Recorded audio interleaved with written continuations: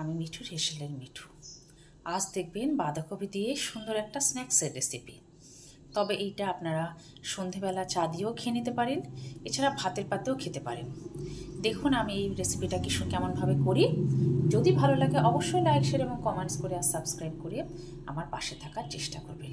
তাহলে চলুন দেখে নিই আমি এই রেসিপিটা কিভাবে তৈরি করি।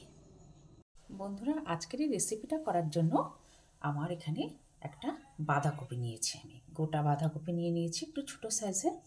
এছাড়া আমি এখানে জিরের গুঁড়ো রেখেছি, দেখুন গোলমরিচের গুঁড়ো, হলুদ গুঁড়ো, আর রেখেছি আদা বাটা। এর জন্য আমি দুটো ছোটো সাইজের, এবার আপনারা আপনাদের সুবিধা অনুযায়ী একটু বড় সাইজের আলুও নিয়ে নিতে পারেন, সেই আলু সেদ্ধ করে নিয়েছি। এরপরে আমি এই যে বাঁধাকপিটা নিয়েছি, বাঁধাকপিটা থেকে বাঁধাকপির পাতাগুলোকে এক এক করে সুন্দরভাবে খুলে নিচ্ছি। দেখুন এই যে স্ন্যাক্সের রেসিপিটা কত সুন্দর হবে। এই একটা পাতা খুলে নিলাম, আরও একটা একইভাবে পাতাগুলোকে খুলে নিচ্ছি। দেখুন আর একটা পাতাও খুলে নিলাম, আর একটা পাতাও নিয়ে নিলাম, বেশ বড় বড় পাতা আছে। প্রত্যেকটা পাতাগুলোকে এইভাবে বাঁধাকপিটার থেকে খুলে নেব।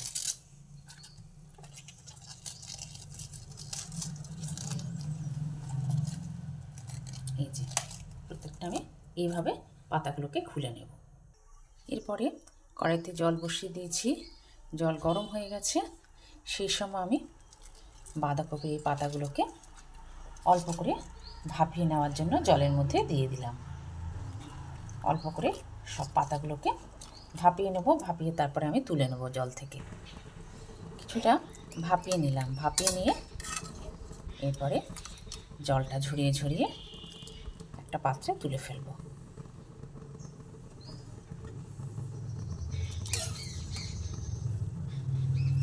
দেখুন জলটা ঝরিয়ে নিলাম ভালো করে, পাত্রে একটা তুলে ফেলছি। এরপরে কড়াইতে তেল দিয়ে দিয়েছি, তেলও গরম হয়ে গেছে। সেই সময় এক এক করে আমি এর মধ্যে অল্প পরিমাণে জিরের গুঁড়ো দিয়ে দিলাম, আদা দিয়ে দিলাম, হলুদ গুঁড়ো দিলাম, এছাড়া গোলমরিচের গুঁড়ো, এটা আপনারা যে যেমন ঝাল খান সে অনুযায়ী দিয়ে দেবেন। সবই তেলের মধ্যে দিয়ে দিলাম।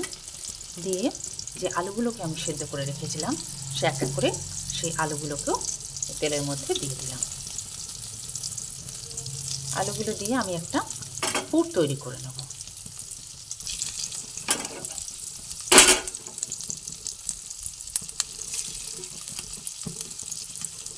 আলুগুলো দিয়ে পুরটা তৈরি করে নিচ্ছি। এরপরে আমি ভালোভাবে নাড়াচাড়াও করে দিচ্ছি। ভালোভাবে আলুটা ভেজে নিচ্ছি। এর মধ্যে অল্প পরিমাণে নুন দেব। সব জিনিসে দেখলাম অল্প দিলাম, দেখলেন আপনারা, কেননা আমার যেহেতু আলুটাও খুব বেশি না। এবার আলুটা আপনারা যতটা বাড়াবেন বা যে কটা করবেন সেই অনুযায়ী আপনারা আলুটা সেদ্ধ করে নেবেন। তাহলে সেই সঙ্গে সঙ্গে নুন হলুদ সবের পরিমাণগুলো আরেকটু করে বেড়ে যাবে। ভালোভাবে নাড়াচাড়া করে দিচ্ছি। গ্যাসের ফ্লেমটা বারবার কমিয়ে নিচ্ছি। এরপরে এর মধ্যে আমি ছোটো চামচের 1 চামচ নুন দিয়ে দিলাম। নুন দিয়ে আবার ভালোভাবে নাড়াচাড়া করে নিই।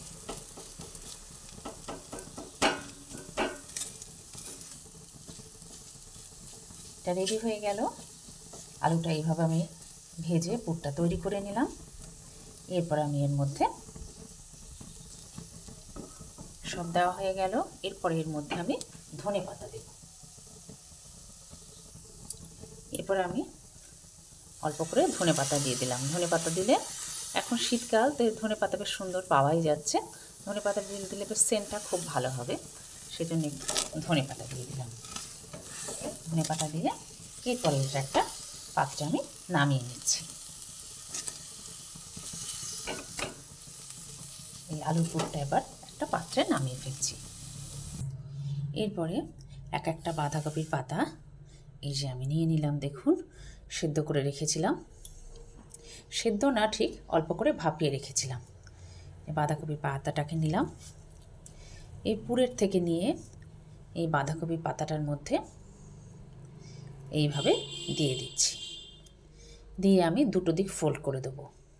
এই একটা দিক করলাম, আবার এই একটা দিক করলাম, এই একটা দিক করলাম, এইভাবে রেখে দিলাম। এরপরে আমি এটা বেসনের মধ্যে দুটো দিক বুলিয়ে নেব।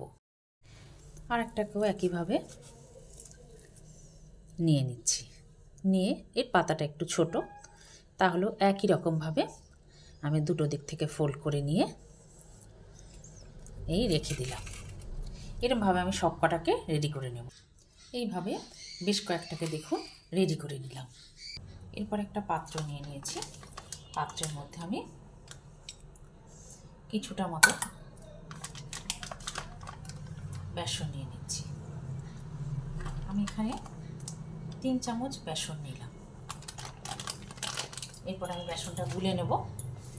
প্রথমে বেসনের মধ্যে আমি একটু নুন দিলাম আর একটু হলুদও দিয়ে দিলাম। নুন আর হলুদ দুটো দিয়ে বেসনটা একটু মিশিয়ে নিচ্ছি। এরপরে আমি এর মধ্যে অল্প জল দেবো। জলটা দিয়ে বেসনটাকে আমি গুলে নিচ্ছি। জলটা যেটুকু দিলাম এইটুকুই ঠিক আছে, আর বেশি জল দিলে বেশি নরম হয়ে যাবে। এরপরে আমি এটা গুলে নিচ্ছি। দেখুন ভালোভাবে গুলে নিচ্ছি।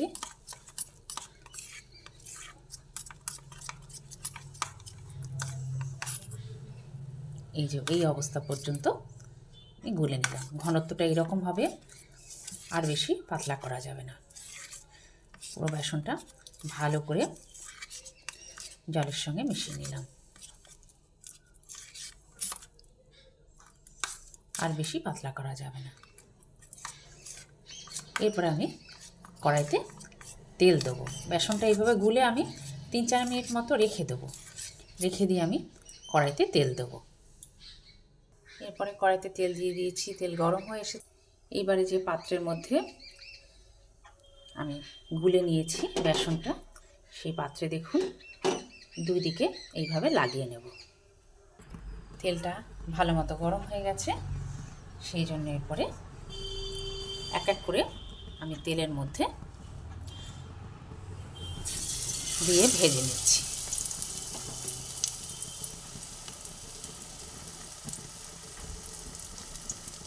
দেখুন তেলের মধ্যে দিয়ে দিয়ে সব কটাকে ভেজে নিচ্ছি।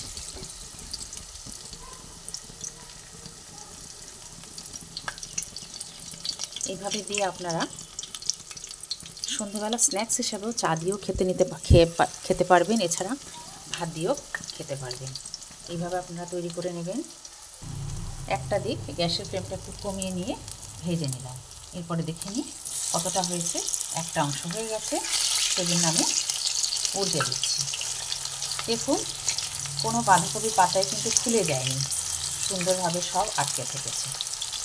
এক একটা এক শেপের বলে কোনোটা একটু ছোট হয়েছে, কোনোটা একটু বড় হয়েছে।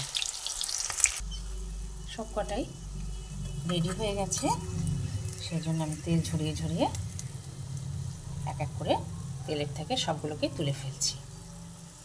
এইভাবে আমি যেভাবে করে দেখালাম এইভাবে আপনারা অবশ্যই বাড়িতে করে নেবেন, দেখবেন খেতে ভীষণই ভালো হবে।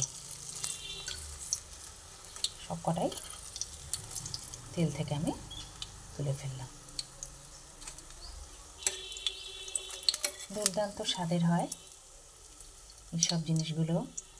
সন্ধেবেলা চা দিয়ে খেয়ে নেওয়ার পক্ষে তো ভীষণ ভালো হবে। সব কটাই হয়ে গেছে, সব কটাকে আমি তেল থেকে তেলটা ঝরিয়ে ঝরিয়ে তুলে ফেললাম।